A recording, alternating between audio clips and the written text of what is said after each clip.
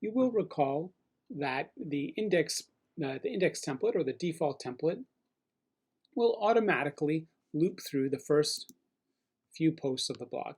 Now the number of posts that it loops through can be set in the admin. There in the settings section, there's a place where you can determine, how many you want it to show on the first screen, how many you want it to show at one time. And while this is somewhat satisfying, we probably want to spruce this up a bit more. We want to create different templates for the blog section. We're going to create 3 new templates. We're going to create a landing page template for the blog, an archive template for archives like month and category, and a single post template. The single template will show the individual post. So the first template we're going to make is called home.php. And this is for the landing page of the blog. The naming of it, home.php, is a little confusing because the home page of the site actually has a different template. It's called frontpage.php. And the naming originates from WordPress's origins, where it used to originally be designed just to be the blog, like 20 years ago or so. That was its sole intent, and it has grown into a robust content management system over time, but still has some of these legacy naming conventions. So I have this home.php template. So the first thing that I want to do is I want to identify, make sure that the blog is actually, in fact, reading my new template.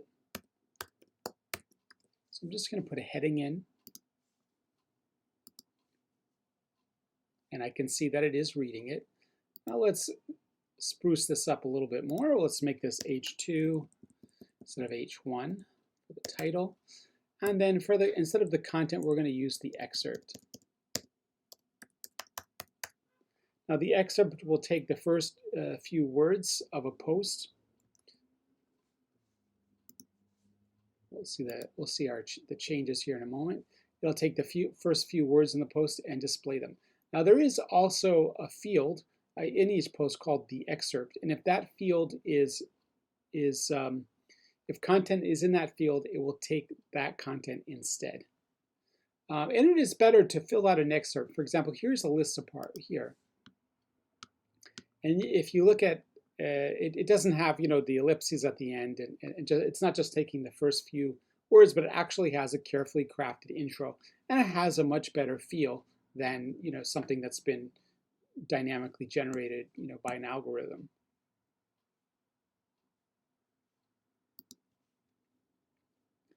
Now the next thing, the functional thing that we're going to want to do is be able to link to the individual post page.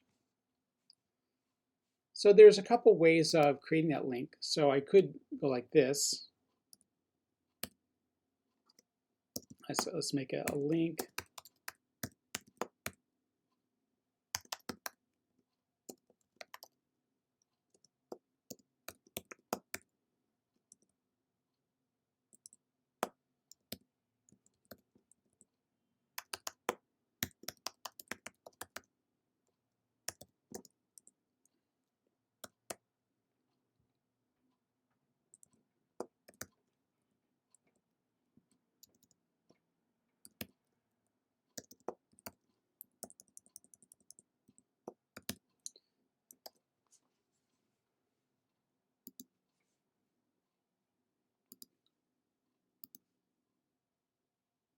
Okay, so now I have a read more link on here. Okay, and it's linking to the full post.